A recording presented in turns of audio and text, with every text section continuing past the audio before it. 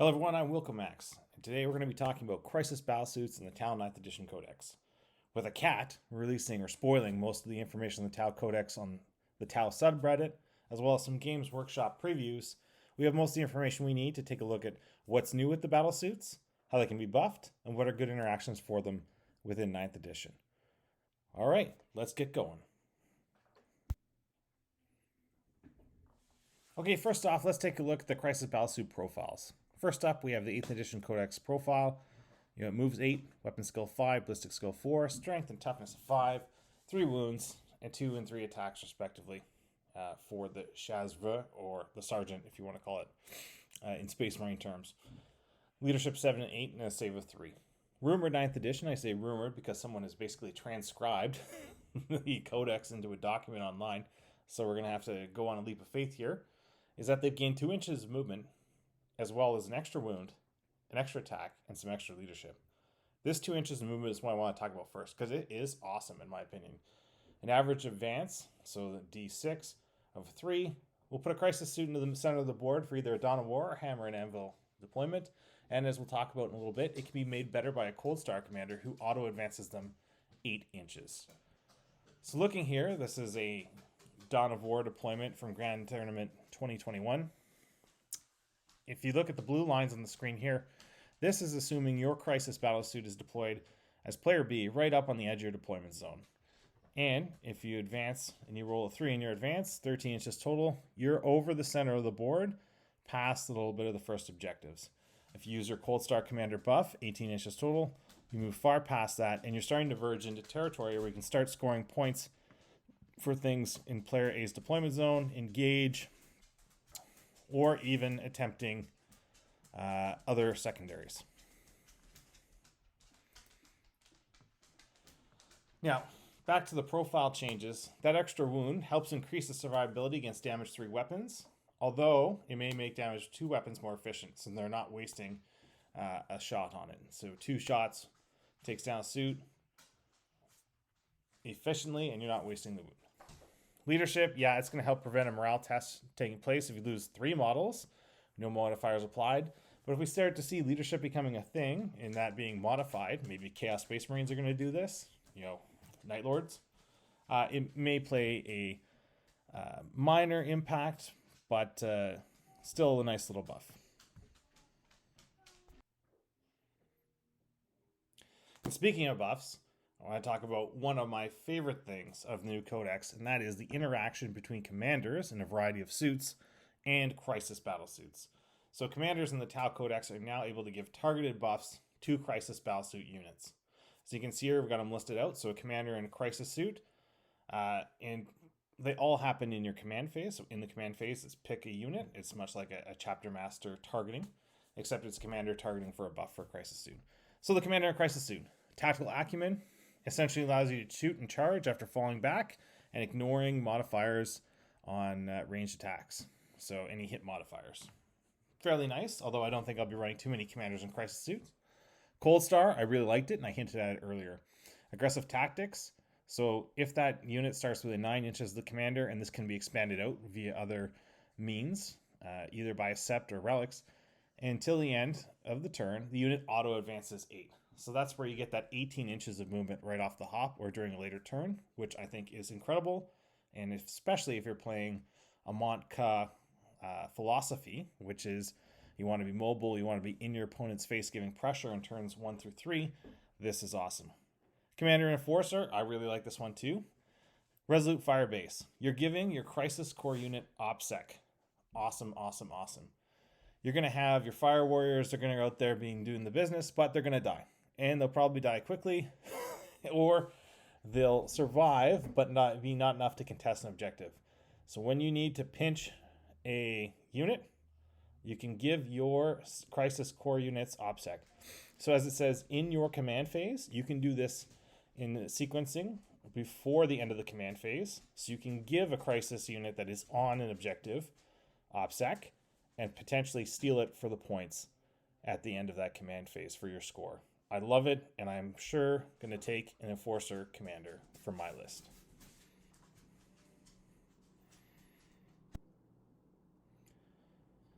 So next we'll talk about the support systems that Crisis Battlesuits can take. This edition, Crisis Battlesuits can take up to 3 weapon slots and a support system, or a mix of support systems and weapon slots within a max total of 4. Weapons are capped at 3, but you can go 2 weapons, 2 support systems, or 1 weapon and support system plus, if you so desire. As we'll note on here, some support systems are locked 1 per model. So the counterfire defense system gives you this keyword, which essentially gives you access to the stratagem. Early warning override, overwatching on 5s, and costs 1 less CP to use for Overwatch. Iridium Battlesuit, it's the same as last time. 2-up save, multi-tracker, exploding 6s against units of 6 or more models. Nice, especially if you're playing into a horde meta, only 1 per model. And shield generator gives you a 4-up invuln. Target lock, which I really like, ignore light cover, especially with weapons that can hit out of line of sight. And velocity tracker if you have a lot of fly units around. +1 to hit with range attacks against fly units.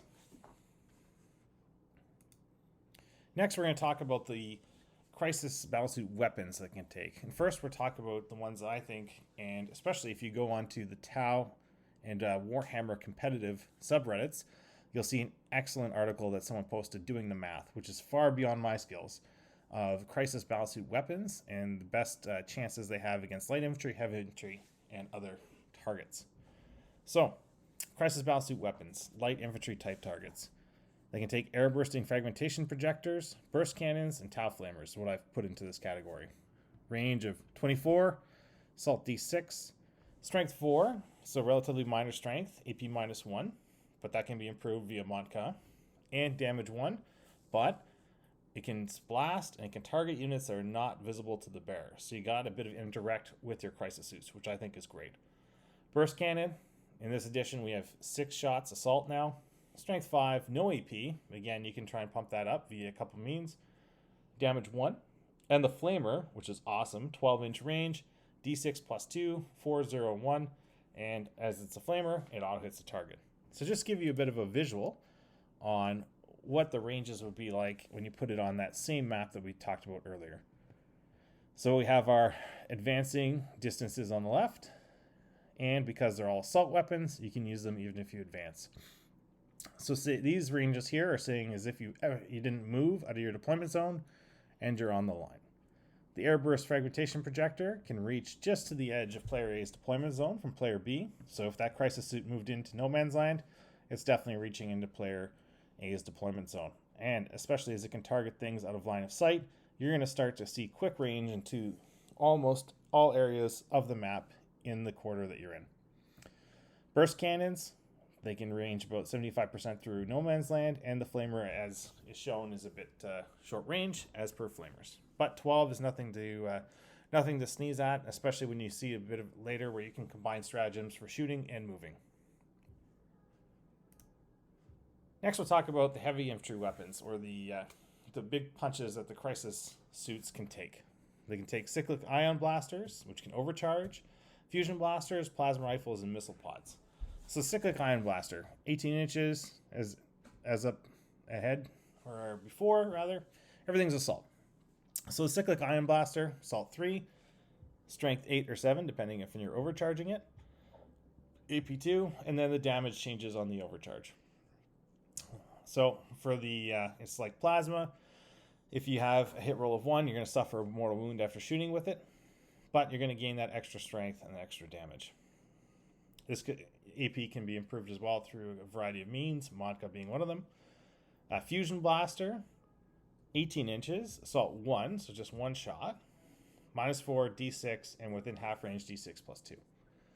Plasma, 8, -4, and 3. And then the missile pod is 2 shots, 7, -2, and 2. So a variety of weapons to suit your needs as you go through the environment of your meta. I personally like missile pods because you're getting 2 shots for sure, and a lot of the plasma rifles because you already have that AP4. You don't need to rely on Modka to pump up that AP2, and you get a flat damage 3, which in this era of damage reduction is nice to, even if it's reduced down to 2. And again, we go back to our map and we'll look, and you can see the plasma and the missile pod already range deep into player A's deployment zone. And then the cyclic ion blaster and the fusion blaster range fairly well into no man's land. Alright, next we're going to talk about the stratagems that Crisis Battlesuits can use from the Codex. This is not an expansive nor exhaustive list. It's just some of them that I've picked out that the Codex that's transcribed online. And we'll have to wait until the actual Codex is released to see if all of them are in there and if the ones that we picked out are the ones that end up being used the most. Okay, the first one, Dynamic Offensive. Using the movement phase, select a Crisis Battlesuit unit to move. It auto advances 6 and doesn't take a penalty for advancing and shooting. So again, it's just helping improve that ability to get to mid-board, which you already have from a Cold Star commander if you want. If you're not taking a Cold Star, you're taking an Enforcer, this one might be a good stratagem to use. And if you're using the Monka philosophy, and you're in turns 4 and 5, it lets you avoid the penalty for advancing and shooting your weapons. Okay, so the next one, Drop Threat Acquisition. I believe this one was previewed by Warhammer Community. In your movement phase, it's when a battlesuit unit arrives from reserves via the Manta Strike or the homing beacon used by stealth suits. At the end of the turn, if it's making a ranged attack, re-roll the hit roll. If you got 4 or more models in the unit, costs 3 CP, otherwise 2. I love it. It's awesome efficiency, and especially if you're not in the Tau step, which lets you re-roll a hit or a wound, this is making best use of when you're committing valuable battlesuit resources to the battlefield. Okay, so the next one, Coordinated Engagement. 1 CP. In your shooting phase, before you select a unit to shoot with, select an enemy unit and 2 units from your army that are within 18 of it and visible to that enemy. So it doesn't have to be 2 Crisis Battlesuit units. It could be a Crisis Battlesuit unit and a Fire Warriors unit, for example. Until the end of the phase, each time a model in one of those units makes an attack, it has to target that enemy unit, but it gains +1 AP. So I love this on Cyclic Ion and Missile Pods, taking them both respectively up to 3 AP, which actually puts a lot of 3+ save units up to 6, and I believe is a great way to go. Okay, next up we have Strike and Fade. 1 or 2 CP, strategic ploy, used at the start of the shooting phase. 1 Tower Empire jetpack unit, so not locked to Crisis Battlesuits, can shoot. Make a normal move up to 6 inches. That unit cannot shoot again. Jump, shoot, jump. Love it. Costs 1 CP if the unit's 5 or fewer models, and it excludes the drone model cost. So this is an awesome stratagem. Lets you move into a position, shoot, then jump either into cover, an objective, getting into an area for engage, whatever you want. If you're playing Crisis Battlesuits, you're going to make great use of this stratagem. Pulsar Impact Field, using your opponent's charge phase. When a battlesuit unit is selected as a charge, and then subtract 2 from charge rolls used against it. Take some measuring, take some positioning to make this work, but it'll help keep your battlesuits alive and keep those charges turned into improbable ones, vice easy charges. Okay, and I would be remiss, rather, if I did not mention the Farsight Enclave strat, which is specifically locked to the Farsight Enclave SEP, which is Drop Zone Clear. And essentially, it is awesome. When they arrive from reserves via Manta Strike or Homing Beacon, till the end of the turn, when a battlesuit model makes a ranged attack, reroll a hit, and the wound roll. So unlike the other ones that have the other stratagem previous, not just the hit roll, it's the wound roll as well. Costs 3 CP if it's 4+ models, or 2 CP otherwise. For your Farsight Enclaves, I bet you'll be 100% using it. With Monka, and paired with the Farsight Enclave trait of treating a unit of Marker Light within 12, rerolling your hit, your wound is awesome, your ballistic skill is going to be down to 3, your AP is going to be increased by 1. Combine this stratagem with Strike and Fade to get back into safety, and I think it'll be a great time. Alright, prototype weapons. So a lot of these prototype weapons can be taken, as you see at the top there, by Commander, a Crisis Shazra, or a Crisis Bodyguard Shazra, and some of them are Ghost Kill locked. Sensory negation countermeasures. Until the start of the next fight phase, it's only used once per battle. Select 1 enemy unit within engagement range of the bearer, and models take -1 to hit. So if you're in combat, which you most likely don't want to be as Tau, you can try and help your Crisis model survive. Alternating Fusion Blaster. This is kind of like the Mortarian's Lantern. It's the Assault Fusion Blaster, where if you hit something, you draw a line from the body to the model's base and closest model on the target unit. And if the line passes over other models, or the units rather, you make a wound roll against it. Situationally powerful, especially if you've got things in a line, like a parking lot or something, but I could see some play. Advanced Burst Cannon, or replaces a Burst Cannon. So Assault 8 instead of 6. You get some pip on the strength, so it's up to 6. AP is up as well, and you can't shrug wounds from weapon. It could be alright if you pair it with Modka for some extra AP and you play against a lot of Space Marine Apothecary or Pain Boys, things like that. It can help negate that wound shrugging. Nova Surge Plasma Rifle. I love this one. You replace a plasma rifle, and it is a strength 8, AP 5, damage 3, ignoring invulnerable saves. If you go into the Borkan Sept, which has access to a strat, which you can tag a piece of weaponry to ignore invuls, that gives you potentially 3 things that ignore invul saves. The Hammerhead, this Nova Surge Plasma Rifle, and whatever you tag with your Borkan strat. Thermoneutronic Projector, this one's been getting a lot of talk. I think it's awesome as well. You're replacing a T'au Flamer with this thing. So it still shoots, still does some flamer goodness with an AP of 2. However, when you get into melee, you can make D6 plus 2 additional attacks with it on an AP 2 damage 2. I think if you're going to take an Enforcer or the Flamer, you're going to take this prototype weapon. Dominator Fragmentation Launcher. So it replaces the Airburst Fragmentation Launcher. Assault D6, Blast Indirect. However, if you score any hits against a target unit, they'll take -4 leadership until the end of turn. Could be good. Depends on what type of army you're playing. So you're playing like Orc Hordes, but again, they can still pop a strat if they're near a War Boss or a Knob to auto pass the morale for D3 mortal wounds. We'll just have to wait and see if leadership becomes a thing by other mechanics in the future of the game. Stim Injectors. This is a great one too. Commander Crisis model only, once per battle. If you fail a saving throw, so you get to see that you failed that saving throw, you can gain a 4-up, feel no pain till the end of the turn. So you can be rolling your saves, maybe on a Iridium Battlesuit. Oh, I failed my armor save. All right, let's pop this thing because it's very situationally important to keep this model alive, and that bear can gain a 4-up, feel no pain. Resonator Warheads. Essentially, it's replacing Missile Pod, and its deal is that you're having movement against infantry, beast, or cavalry unit, and if it cannot reduce the movement to less than half of it, affects by other stuff. Perfectly fine, especially with trying to keep things away from you for charging, for getting into other areas, especially if you're playing like Kaon Philosophy, where you're trying to wait until turns 3 through 5 to get things online. So I think it's perfectly reasonable to try and play test this one out. That brings us to the summary. What did Crisis Battlesuits gain in T'au 9th Edition Codex? Well, for one, they move faster. They got plus 2 inches of their movement.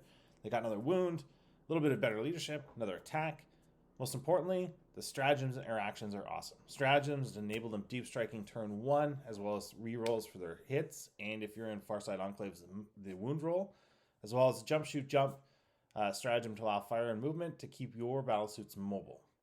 They interact well with commanders. So we saw the Cold Stars buff movement, Enforcers give OBSEC, Crisis Commanders give you the ability to fall back and shoot, and they have a flexible weapons loadout, which matches not only the lore, but they match a lot of the Sept tenets as well. So no matter what Sept you're running, you'll find that Crisis suits are be a key part of your army to help you deal with all the small unforeseen circumstances. If you'd enjoyed this video, please leave a like, subscribe, leave a comment, tell me how far out in left field I am. I have no problems engaging anyone, love it, and I'm probably wrong on some of this stuff. So, with that being said, have a good day, and bye-bye.